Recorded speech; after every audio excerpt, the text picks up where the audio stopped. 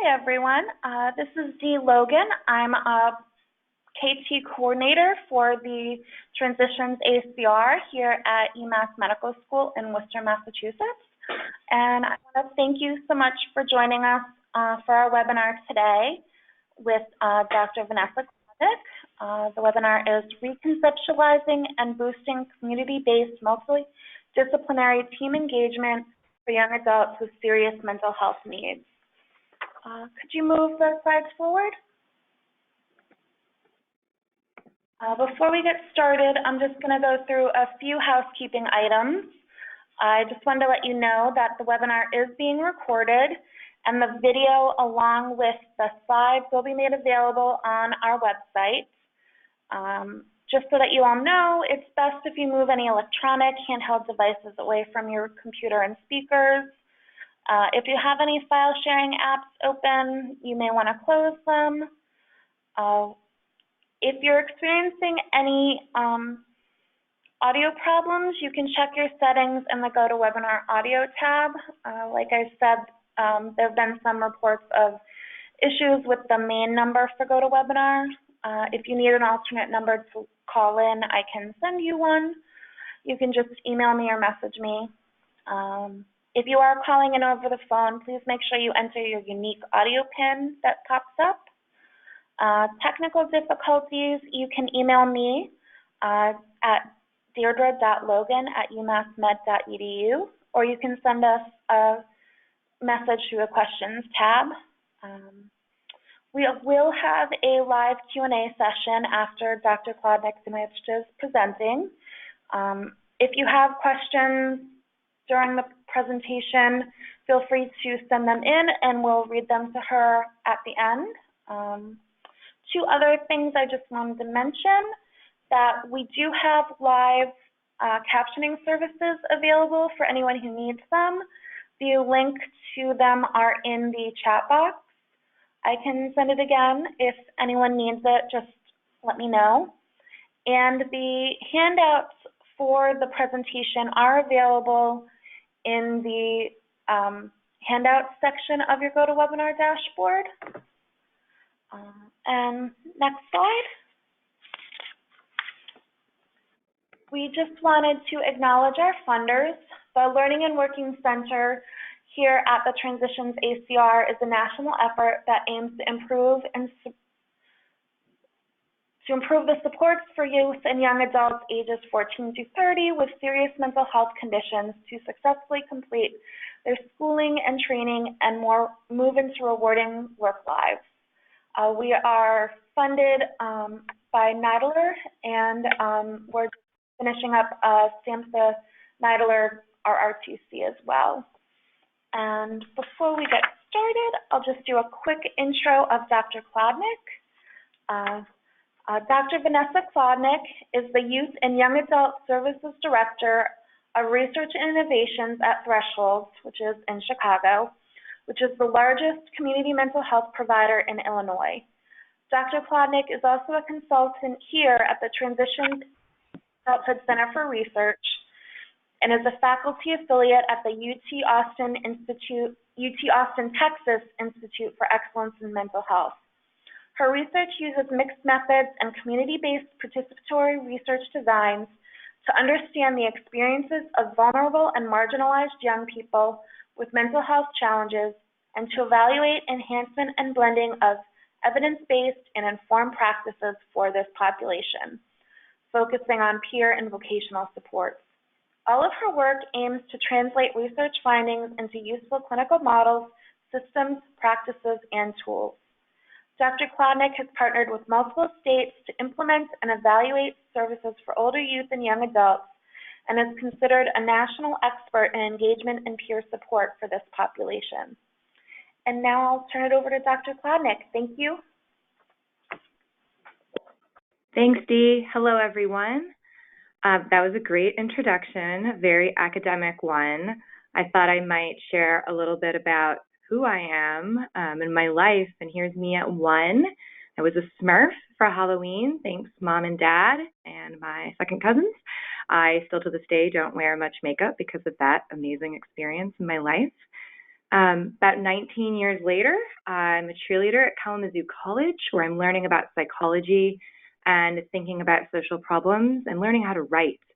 That's where I found my voice. I was a very quiet kid growing up, and who would have thought that cheerleading actually really brought me out of my shell. I moved across the country at 21, just up one day and left and moved down to Texas, which led me on the path I'm on today. I discovered what social work was, found the University of Texas at Austin, and here's me in Nashville at National Council this last spring. I was at the Grand Ole Opry, and I had an interactive poster, which was super cool, and it's on a multidisciplinary team, and I have a link to it later in this webinar. And then here's me in my favorite role. I have an amazing 4-year-old daughter who, as you can see, has lost her teeth very recently in the front and is starting to tell jokes, and it's just amazing. And what Dee has highlighted a little bit about me is that I really do care about practice and programs and people's experiences with them. And I am a clinical social worker by training, and so my lens is going to be within that field that's become an implementation scientist. And my home and where I live is at the intersection of academic and applied research and real world experiences and meaning making.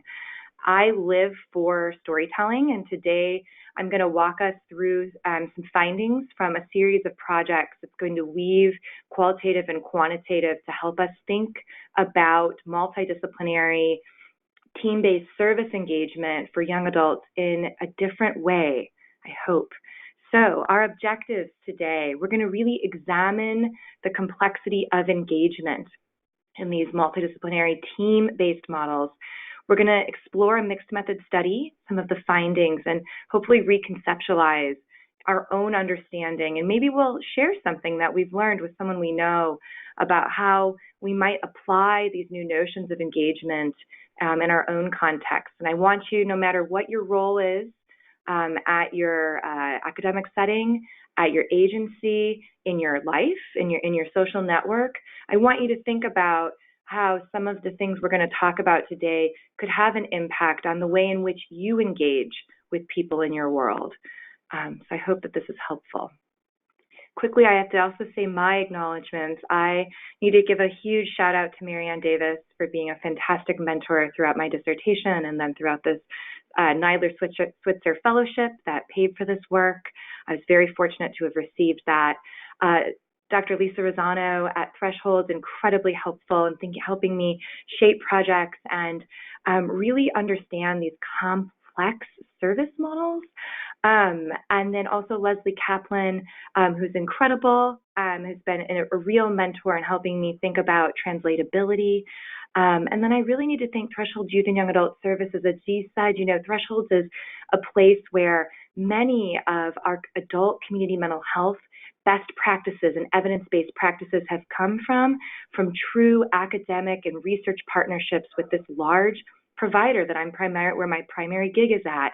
And Thresholds has a growing and really a nationally recognized service continuum of youth and young adult services that all have a foundation of multidisciplinary team-based approaches and then weaving in other adult and child evidence-based practices in order to boost engagement and outcomes.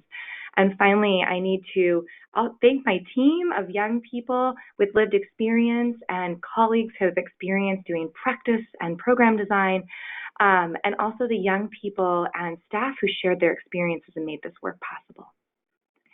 So why study engagement? I'm going to tell you why I'm motivated to study it. I'm sure you may agree with me on some of these and have probably more to add. We need to reframe the narrative that young people are disengaged in services, especially complex multidisciplinary service models like coordinated specialty care for recent onset of psychosis, and services that are based on assertive community treatment like the model I'm going to describe today. And in theory, if we're able to really figure out engagement, in theory, we should also be able to boost outcomes. We have real implications for practice by studying engagement. If we're able to understand what we're doing to engage individually, as teams, as programs, as researchers, we're able to innovate, evaluate, refine, and improve what we're doing, but we need to study it and understand it. there's lots of implications for program operations and team functioning. I'm going to keep saying this over and over: multidisciplinary teams, multiple people from multiple disciplines working together. Just that alone sounds complicated, and we have lots of opportunities for intervention within teams to improve engagement and collaboration. And also, there's real implications for policy and funding. Really thinking about standards of care. How do we operationalize engagement? How do we improve larger systems and how they engage young people, families, and other stakeholders?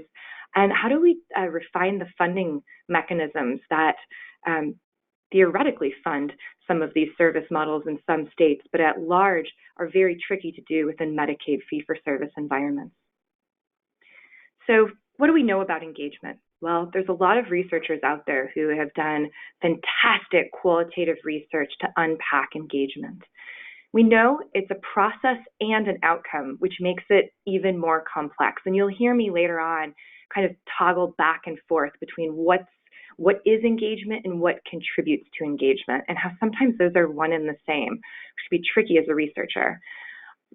Understanding that individual factors matter for engagement, family factors, and of course, contextual and provider factors matter, that these things all go into what engagement is. What I'm super interested in is the actual process of engagement, and folks have taken time to theorize and empirically capture the seeking of services, the starting and enrolling into services, then participating in receiving services, and then ending services. And that this entire process is influenced by trust. To what extent does a participant trust this process, trust the provider? What beliefs and attitudes do they have towards the process? To what extent are they psychologically and or emotionally invested within this process? And what behaviors and actions are being taken on behalf of the participant, on behalf of the provider? Really interesting when you think about multiple team members, multiple providers on one team, that their goal is to engage.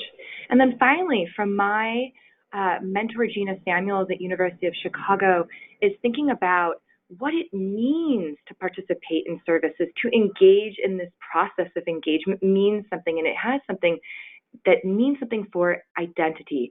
And Gina studies through the Youth Voices of Youth Count project, how do homeless young people, many of whom have serious mental health needs, make sense of if they're going to seek services or not seek services, and what it means for who they are. But also service history really matters for young people that are aging out of our child service systems, child welfare, juvenile justice, special education services, children's mental health services, what that happened then, what does that mean for adult engagement? And then also this notion of personal agency and perceived needs. So participants needing to understand that I have a need, I'm going to act on it. And this action may change over time. It is dynamic, and that's something I hope you'll leave with today, is the notion that engagement can and should change for this population of young adults. So we know a lot, it's a very complex construct. But when you take a step back and you think about, what does it mean for engagement when you have a treatment model that includes these different modalities that can be delivered by different people at different times in the actual service or treatment experience over time, that have different paradigms and come from different disciplines? It's really curious to think about how, and if folks on this call are familiar with coordinated specialty care, are familiar with assertive community treatment, are familiar with any of the emerging in the last 15 years SAMHSA Healthy Transition initiated programs that really aim to engage older youth and young adults, or transition age youth, these young people who are transitioning to adulthood, they often have these critical elements. And you might push me and say, well, education or psychoeducation isn't on here, assertive outreach isn't. But, these are some really important pieces of models that exist all across the country. And they're happening. And we're not necessarily asking lots of really nuanced questions about what does it mean to engage in these? What does it mean to be engaged or disengaged? How do staff conceptualize engagement? How do young people? And all of these ideas and my own watching a team get built at Threshold led me to pitch a project to really understand what engagement looks like in a team that's blending evidence-based practices to intentionally engage older youth and young adults. And so the study site that I'm going to talk about today, and a number of projects that have, or a number of study findings that have come from this project, is Emerge. And the Emerge model looks like this. There's a team leader, and then there's 3 community support specialists. And that's what the CSS acronym is. I tried to take as many acronyms out, and so if anyone has an acronym question, please put it in the chat box. I'll make sure to address it in real time. But also on the team, we have a full-time therapist who's licensed. We also have a prescriber who's a nurse or a psychiatrist, and also an employment and education specialist. This model looks a lot like models across the country, which is why I was really excited to have the opportunity to dig into and ask questions about what is engagement. This model was first implemented in January of 2014. And it specifically was designed to target 18 to 26-year-olds with serious mental health diagnoses. These include schizophrenia, bipolar disorder, major depressive disorder. They do not include recent onset of conditions that have to do with psychosis. Those young people now are in a sister program called MindStrong, which is a coordinated specialty care program that also has a clinical high risk for psychosis stepped care model embedded within it. And this team typically serves about 45 to 50 young people at any given time. And what's really important to know about this is it is community delivered. So these services are not delivered in an office setting. Most, if not all, of the services are in the community. And the minimum engagement or participation is 2 sessions a week or 2 meetings a week. With 2 different staff on the team. And so the team uses an enhanced or adapted total team approach, and that's based on assertive community treatment. Yet, in implementing this over time, Emerge has evolved to include more of an emphasis of primaries. And so every young person on the team has a primary community support specialist and then a secondary that they're seeing regularly. But young people often see everyone on the team. And as I had said, it blends assertive community treatment and also the transition to independence process model, which is one of the most adopted evidence-informed practices for the transition to adulthood among young people with serious mental health challenges. Also, it blends in the individual placement and support model of supported employment and supported education. And this is done to fidelity with some young adult enhancements. And just something to say really quickly about the education level and training of the staff. The CSS workers have a bachelor's or a master's degree, and also one of the community support specialists also has a recovery support specialist certification and is a peer support worker. And this model is Medicaid funded almost wholly. So quickly to talk about the sample demographics, the mean age is about 22 years old. And most of the young people are around about 21 to 23 years old. About 60% are male and about 50% are African American. What's really interesting about the diversity of this sample is the extent to how many of the young people have not completed high school by the time they enroll in Emerge.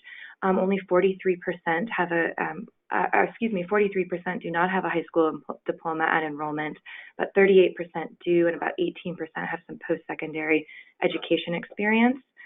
About 75% have a child and adolescent condition onset, and 90% have at least one psychiatric hospitalization prior to enrollment.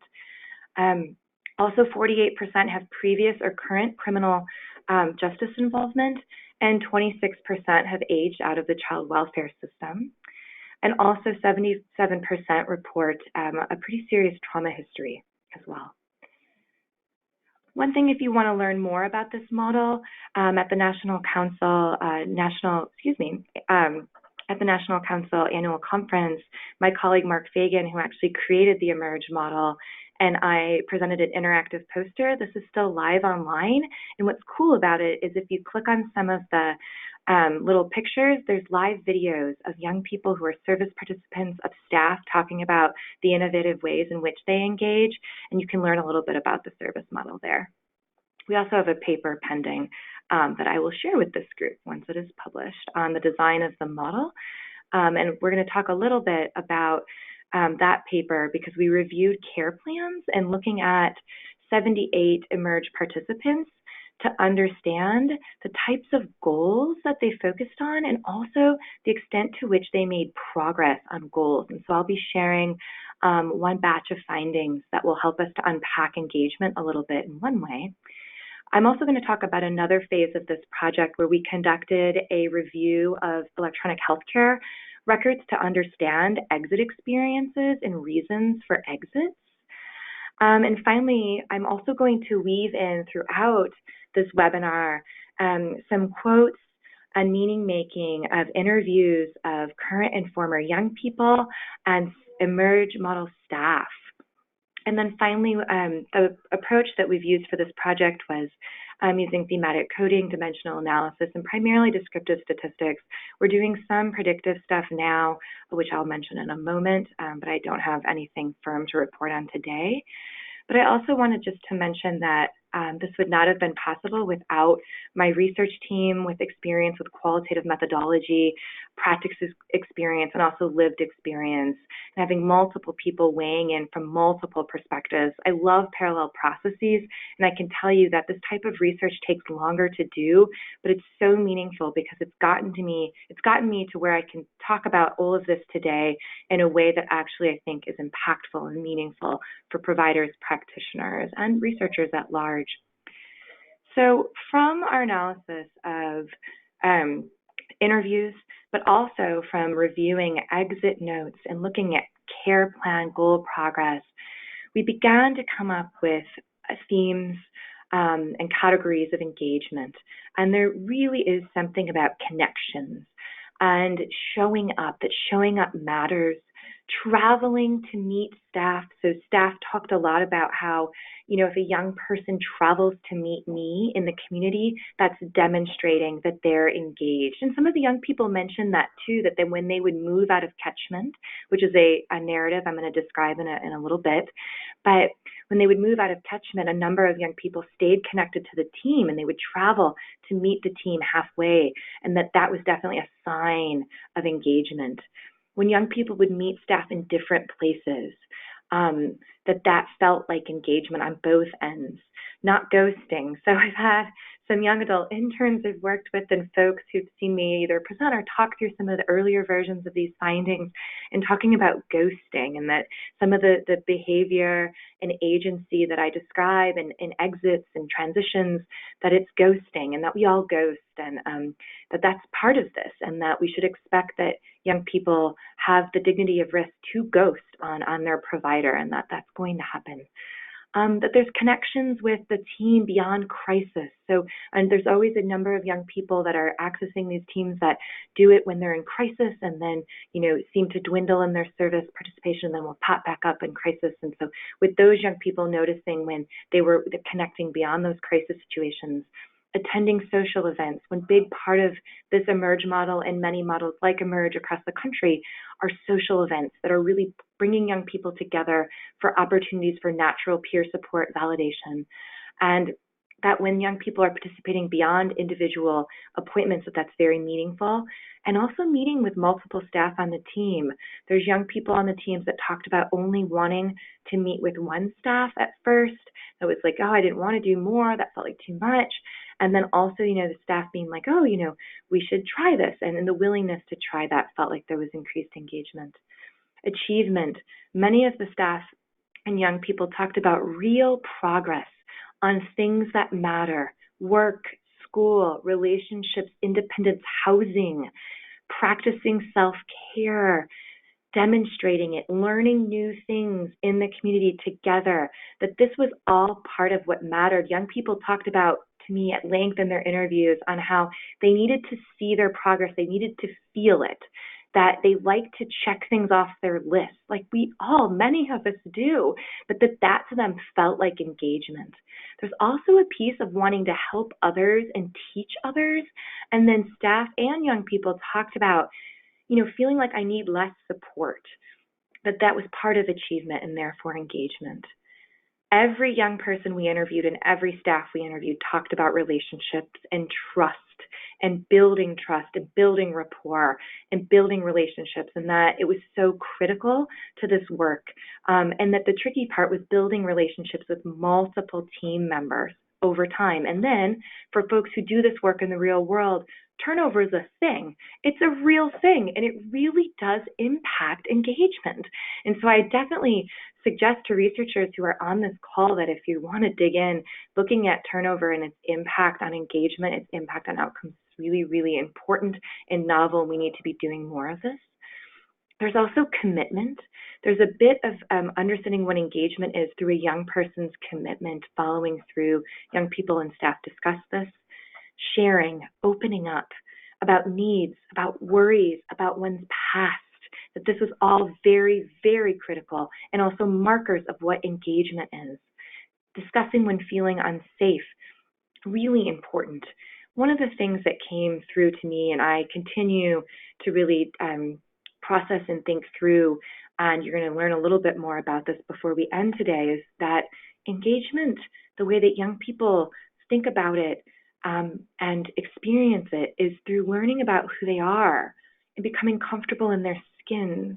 And that engagement is that. It's becoming an adult. Beyond adulting, it's becoming who one is. And that is such deep and important work and so critical for engagement, and also is engagement. And also communication, that when staff and young people described, not needing the staff to prompt them or check up on them, that was a marker of engagement. When a young person would reach out to a staff member before a meeting, to be like, hey, are we meeting here? I'm just following up to check the time, that demonstrated engagement.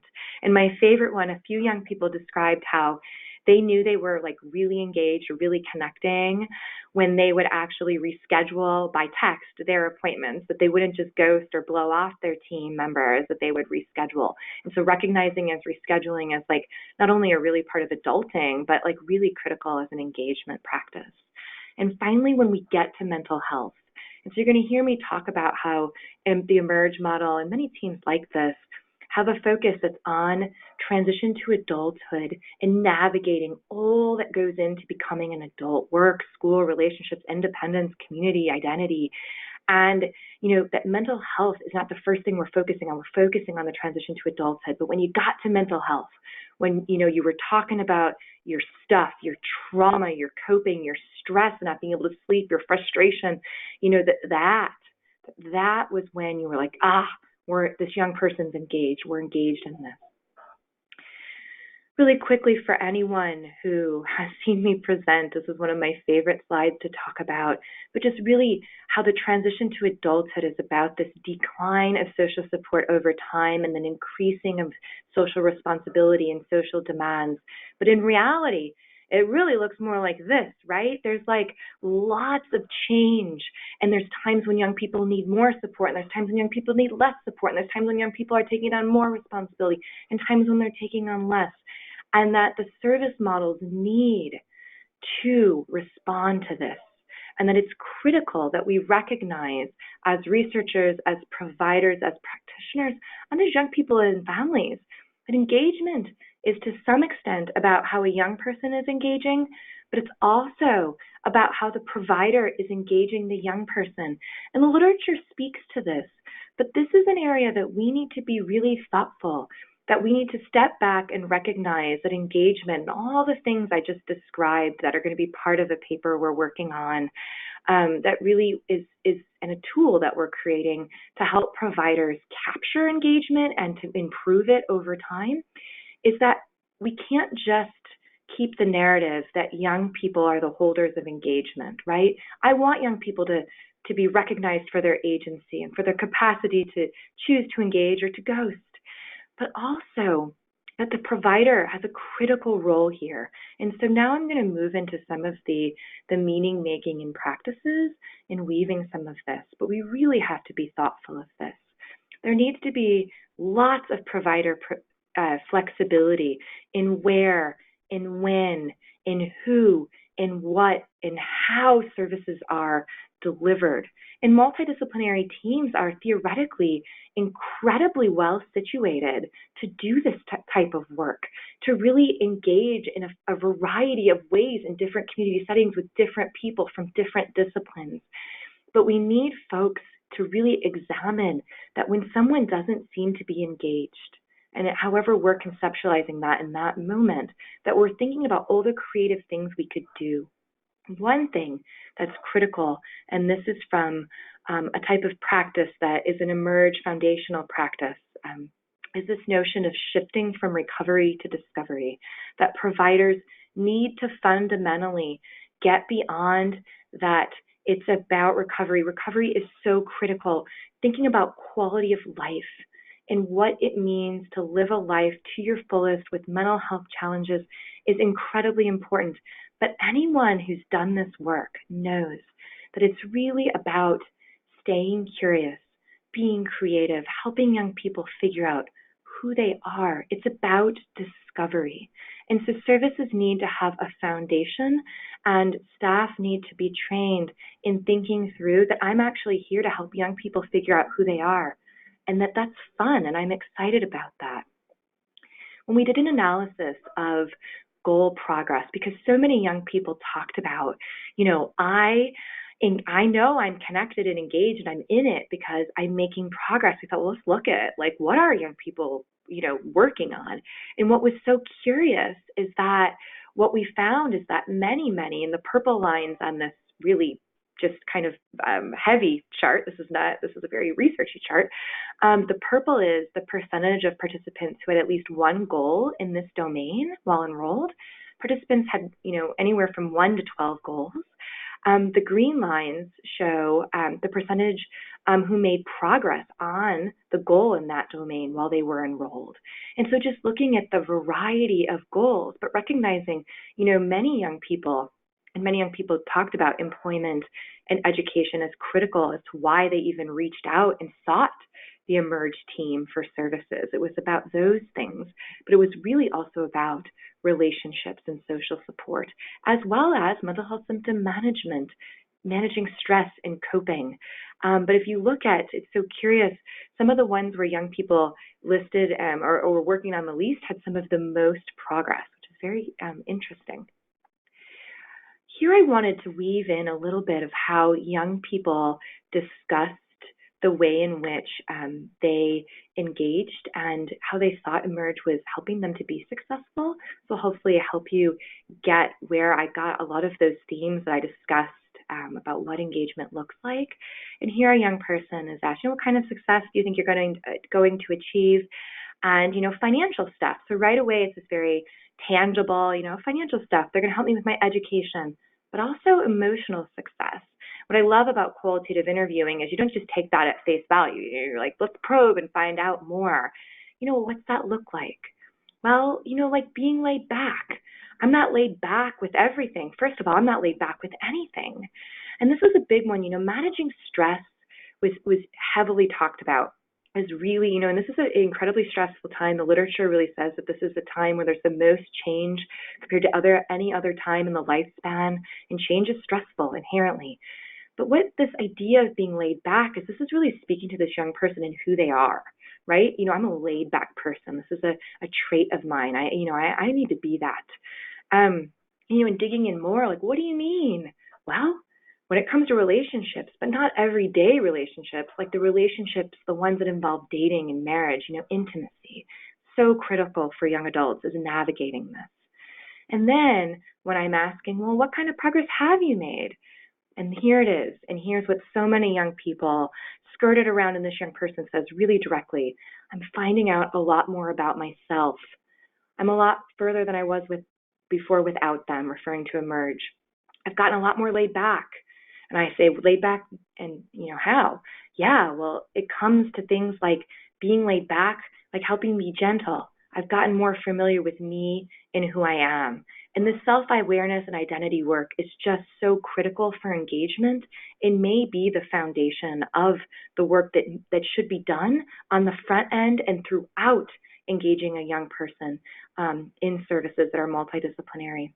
And so in order to get to that place, many of the young people and staff talked about action. You have to be in the community doing things together, exploring, doing, experiencing, and achieving and celebrating, but that this is done in conjunction with reflection. So you can't just do things and check them off the list. You have to be like, oh, what am I learning about myself? I'm reflecting on what this is like. What's my context? What am I learning? Who am I? But this is done within this bond that we all know is critical. And at the end of this webinar, I'm going to give a nod to the Working Alliance as incredibly critical. But that we need to be thinking about this in order for self-discovery and identity building to be possible. You have to embrace aha moments and celebrate them. That's very much a tip model notion, celebrating. You have to recognize them and integrate them into who you are. And you need to ask, who am I? So I encourage you, researchers, providers, think about, and practitioners, how are you doing this? How are you asking yourself? How are you growing in your work? And how are you asking young people who they are, what they're learning? It's really important. Another thing that was really popular and really prevalent in the interviews was how staff avoided really talking about mental health stuff and avoided using jargon.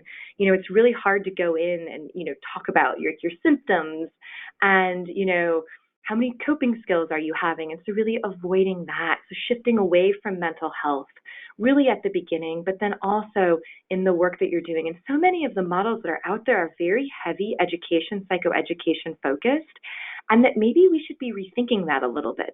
That for some people that might work, but for others that might not work. And this is coming both from young people and staff, talking about that was really cool about these services. They were different, they felt different. And then something that came out that I was so fascinated by and continued to dig in more every each additional staff I interviewed. I was like, I've got to find out if this is a thing with this staff, is this notion of feeling not clinical. And so here the staff is like really wanting to tell young people, I want you to want to work with me, avoiding the mental health jargon stuff, but also stating to me in the interview, I feel like I'm the least clinical person on my team. And the staff felt ashamed of this, didn't want to tell me, was whispering this to me. And I was like, oh, tell me more, what's going on? But this idea that, she didn't want to sound like a therapist. It felt too therapist-y for her. She was like, that's not for me. I don't know what to call it, but I'm more me. And that's how I engage, being myself and being real. And I can relate to what they're experiencing, and I share that. And so many staff talked about how they would talk about how they were struggling with budgeting, or they were going through a breakup, or they had issues with their roommates taking their food, all the things that young adults are experiencing, in normalizing it, right? That this is something that's so critical and crucial. And strategically using yourself is something that needs to be part of training of staff so that they know how to do this and to do it very thoughtfully and effectively. And finally, this is just so critical as well, is that the practical matters. And so this staff person was describing, how the practical can really help with the long-term clinical goals, and really believing that it's not just about getting to the mental health. When we get there, we're going to really dig in, that all the work that's about navigating the transition to adulthood matters. And that you need to be within a team of people. Your own multidisciplinary team has to get that. They need to be like, oh, what are you doing to help the young person navigate work and school and that breakup and whatever's going on, That's not just about the mental health stuff. That there needs to be balance. I've thought a lot about notions of balance. Young people and staff described at length about balancing face-to-face individual interactions with group interactions. Needing to be around other young people mattered as much as one-to-one interactions. Face-to-face, balancing that kind of communication with briefer check-ins via text that were more frequent. Balancing fun and goal-driven activities. Many staff talk to me about this notion of, for one bit of a percentage of time needs to be fun and a percentage needs to be goal-driven, and balancing that. but that young people, and I have a quote coming up, describe the feeling of these services is very different than your typical therapy. The balancing of doing with versus for, the balancing risk in learning and in vivo, letting a young person really take risks with, protection, and really being your authentic self and sharing your legit worries about what decisions they're making.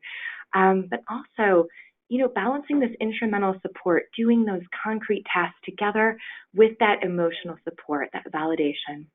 I have to throw something in about mutuality here because it came up so much, this notion of, the team really validating and having things that young people shared and did together really valued, and that there was a deep understanding that young people and staff were in this together. And so when you think about peer support roles, and I must, with a caveat, tell you, I'm very interested in peer support roles and have spent lots of time working in a variety of states to figure out how to better integrate peer support roles. And I think that we need to move beyond the peer as just being the person who's the relatable person and the person who's real and authentic. And the team as a whole needs to be able to embrace that and not feel ashamed or afraid of being themselves more when they're doing their work in the community with young people, they're partnering. And here's a young person reflecting on why she likes Emerge. She says, I like the format. It wasn't like I went to an office once a week and talked to someone for 15 minutes. We could go out and eat and meet for 2 hours if I wanted to, and I could do more if I needed to. Was there anyone in particular I asked that you connected with? And she mentions 2 staff by name. And then I say, well, what were your relationships like? And she says, I don't know. We joked around a lot. But at the same time, I felt, I don't know, I'm a hard person to understand.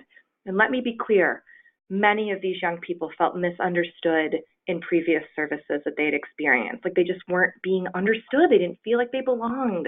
But this person was like, she got me. But at the same time, it wasn't serious. We could joke around. Then I asked, well, what about the other staff? And she said, well, it's less goofy. But at the same time, it felt like she got me and respected me, and that is just so critical in this work for what engagement is and what it means. And now in the next few minutes, I want to talk a little bit about service exits and weave in a different part of this project that I think is really crucial and critical and very useful to providers on the ground who really want to better understand engagement, really thinking about, we often call them discharges, that we discharge people, and we need to be more thoughtful about transition processes and exits. When we were coding this data, we immediately coded for positive or negative and quickly learned that didn't really make sense. We then thought about passive or active exits, and we finally settled on notions of notions of planned versus unplanned. And this is still evolving. We have a very strong draft we're going to submit for publication, but I still feel like there's other language we could be using. The language here is so critical. We know that longer service length doesn't mean better outcomes necessarily.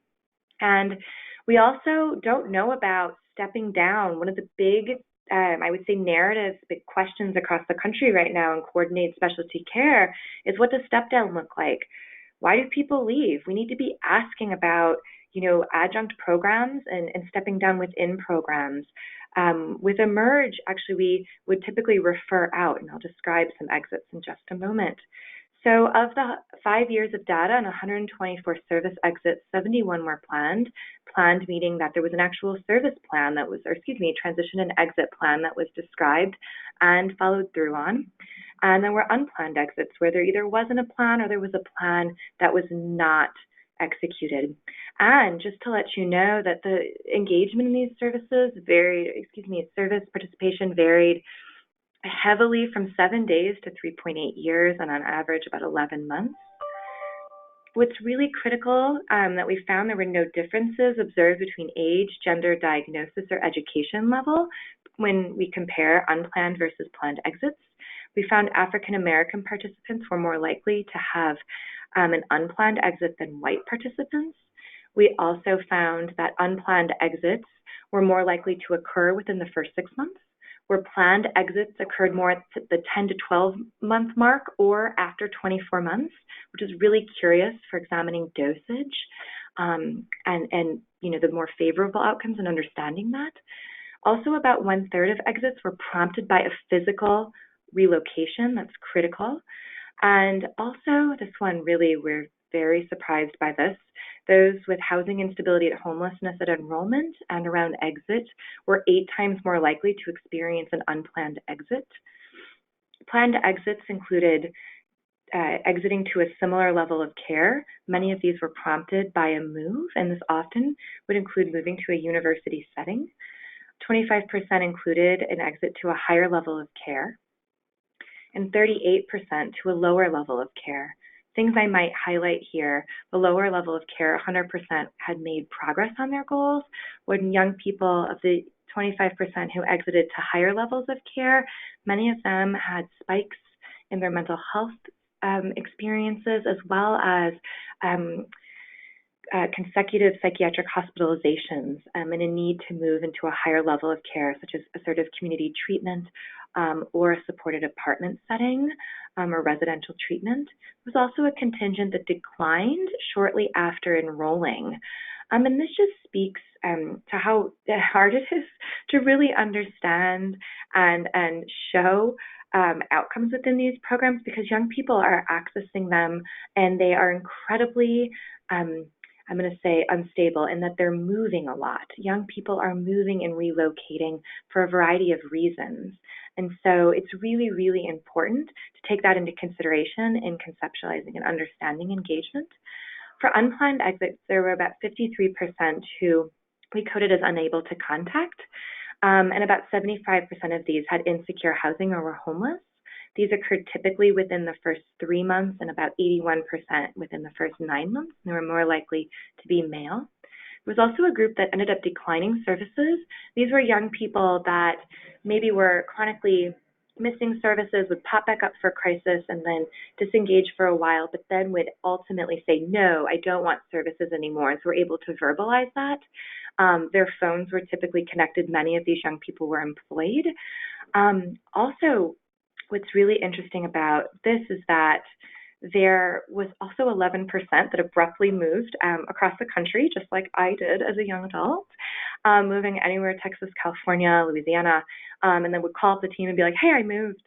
And then 11% had moved, or excuse me, had become incarcerated, and we also lost one young person to suicide.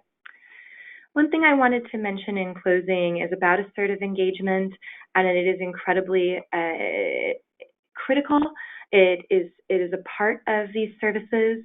It's important for staff to get out of the office and to engage young people in their physical location, at home, at school, at the library, at the coffee shop, at the subway, and meeting people where they're at, but also balancing that with the dignity of risk of allowing young people to decline services, but having an open door for services so that young people could reach out again when they are in need.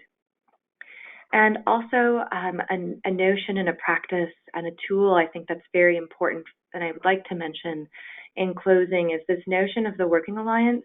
Given these are multidisciplinary teams and they're working together to boost engagement, we need to be more thoughtful about examining and boosting alliances between the teams and young people, between team members and each other, between supervisors and team members. This is incredibly important. I don't think we spend enough time examining our visioning that we're doing, to what extent are visions aligned with young people, to what extent are tasks aligned, to what extent is a bond really forming, and that this is really critical and it's always evolving. Young people are changing their vision for their lives every day, maybe every minute. And we need to be constantly evolving our work together, that we need to constantly be refining the prioritization of those concrete tasks that young people are doing with their teams in the community. And we need to be really thoughtful about this. And I just need to reiterate, relationships, bond, and trust came up so much in these interviews with young people and staff. And it is critical for engagement, but we need practices that help teams and programs build these. And I think the Working Alliance is one tool that can be used very helpful. Future research and directions, this all is a limitation because we used electronic healthcare record the validity and reliability of that data is questionable at best, but really helpful as a starting point to understanding multidisciplinary team-based engagement. We need better forms that we can help staff to document engagement. We need to be using these across the country so we can better understand engagement. We need to better understand unplanned exits and have interviews with unplanned exiters. We need to unpack the relationship between supplemental security income, social network dynamics, and housing instability. I mentioned housing instability as something that seems to be really crucial in impacting unplanned exits. I have a hunch it has to do with these social network dynamics and SSI. We're looking into that. And also that we need more culturally attuned and responsive approaches to address disparities, that African American youth are more likely to experience unplanned exits is something that we're looking into, and that we need to be thoughtful about building programs that truly meet the needs of minority groups. So finally, thank you so much. We have a few minutes for questions. I just want to throw out the idea that if you're interested in learning more about Emerge, you want to learn more about peer support and how you integrate that and vocational supports effectively into multidisciplinary models. If you want to think about continuous quality improvement, that's a thing. It's really fun to do, and I'd love to talk with you more about that. And also, if you're interested in training staff and helping folks to really wrap their heads around tools and engagement and what engagement is, please reach out to me. I love thinking about creative ways to do this. And thank you, UMass, for this platform. None of this work would have been possible without the Transitions to Adulthood Center for Research. Thank you for your mentorship and the opportunity for continued collaboration and partnership. So I'll stop right there. That was a lot and that was very fast. And so if folks have questions, if you'll type them into the chat box, and Dee can organize them, and I'd be happy to answer questions about methodology, about the way I made meaning, about the practices and tools I mentioned. Glad to answer anything that people have on their mind. Hi, Dr. Klodnick. Thank you so much. We really appreciate you taking the time to do this webinar. We do have a couple questions that have already come in. The first one is, one of the most common issues we run into with recently aged out youth, 18 to 19, is that they are not honest about what they're going through and want to be independent, and this is mainly because of lack of trust. Do you have any suggestions on how to engage these kinds of youth? Oh my goodness, that is an incredible question and is so near and dear to my heart because a large portion of my research is on specifically experiences of aging out of residential and supported apartment settings. And so let me just validate the real struggle. And I think it's stepping back and recognizing that that honesty, that gut reaction that I think providers have to a young person not getting it, or not wanting to get it, or not being realistic. Like, we need to take a step back and think about, where were we at when we were 18 or 19? Where was our willingness to get the kind of responsibility, like the gravity of, living independently, navigating work and school and mental health system related stuff, and, justice involvement. If you're a youth of color, you're more likely to be interacting with the justice system, and, all of that. Like, us taking a step back and getting that, being honest and recognizing it, that's a process. And that's going to be built through trust. And so recognizing, I know you already mentioned in your question and your comment around trust and how trust is so critical. I want you to think about the Working Alliance and to what extent, I love this tool. I love it for so many reasons, but this notion of to what extent does that young person feel like they have a bond with you? Did they have a shared vision for what they're even working on with you? Do they get why they're working with you? Do you get why you're working with them? Are you guys at a spot where you together really get it and have a strong alliance and awareness of where they're at, and they know where you're at and where you're coming from? So many staff talked about being transparent, and I would push them in the interviews of being like, well, what do you mean you're being transparent? And they'd be like, I'm trying to be blunt. I'm trying to be transparent with young people about the service process and how they're interacting with me and the other team members. Now we're all working together, and we've got their backs. We're going to help them achieve their goals, and it's about them driving services. But so much of it is stepping back and being like, okay, are we really on the same page? If I feel like a young person isn't being honest with me or themselves, what's going on there? And in fact, is it even fair of me to expect them to be honest? Like asking those questions and also just being transparent about like, gosh, it's just, I don't even know if this is, I could get it, you know? Also, I think peer mentors, I think having, if you have access to young people or have integrated young people with lived experience who've aged out of care, who can speak to this. I hate the term ambivalence or insight. Those terms drive me up the wall. But this notion of helping young people get that it's totally 100% normal to be ambivalent. Being a young adult, being an adolescent is being ambivalent. And so for us, embracing that and loving it and using it.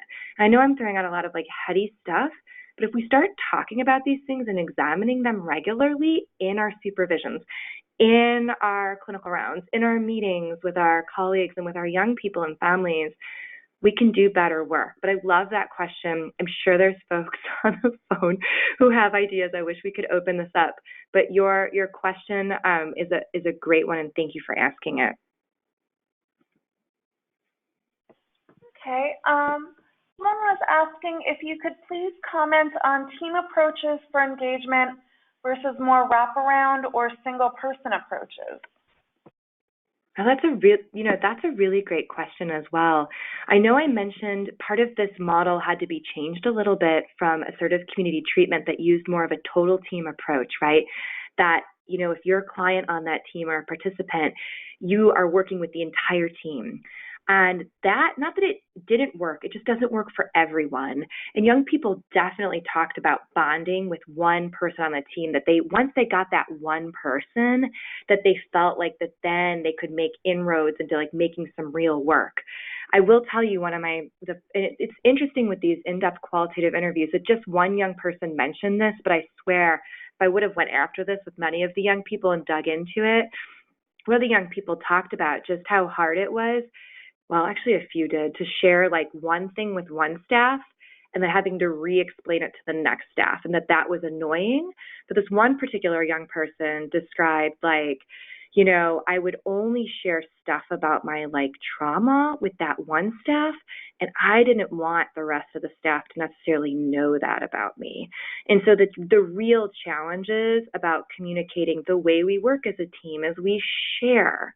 You share one thing with a staff, we're going to be sharing that information. And I can definitely tell you from coaching peer mentors in these multidisciplinary teams that is often really tricky to navigate.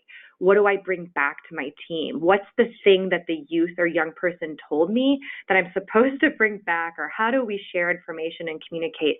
Because we don't want young people on these teams having to like repeat themselves a bunch of times to their providers. Like that's not a great use of time, and it would be annoying to anyone. But at the same time, like figuring out ways to keep communication going. I can tell you that the Emerge team uses an app to do this, that's HIPAA compliant, so they're able to really be communicating in real time about, hey, I just met with someone, we talked about this, we did this, you know, they're ready to see you next week Tuesday or whatever the next meeting is. And so keeping like a real-time log alive where staff are communicating. I hope I'm answering your question, but definitely what we learned was that we couldn't do, that this model didn't necessarily work as total team. It works better with primaries. It also, what's curious, as you can imagine, young people don't always love meeting with a million people. One of the drawbacks is if a young person is working full-time and in school part-time, it's really hard to engage in this model and meet with people at least 2 times a week, right, in person for the team to bill Medicaid. So there's definitely a contingent of young people who have exited Emerge because they were doing really well. They might have benefited from ongoing support, but the way the structure was, there wasn't flexibility to offer, you know, phone sessions ongoing or telehealth type of stuff. So I hope that that's also helpful. Thank you. We've hit the 4 o'clock mark. I know there was a few more questions we didn't get to. So what I will do is collect them all and send them to Dr. Klodnick so that she can take a look at them, answer them, and then I will send them back to each of the people who asked the question or made the comment. And then if you have further questions, you can feel free to email me and I can communicate them to Dr. Klodnick, or you can contact her directly. Thank you so much, everyone, for participating. Thank you, Dr. Klodnick. This webinar will be posted on the Transitions ACO's website, probably early next week, or maybe after the Thanksgiving holiday, depending on how things work out, but we'll let people know once it's been posted. Thank you, everyone, and have a great afternoon.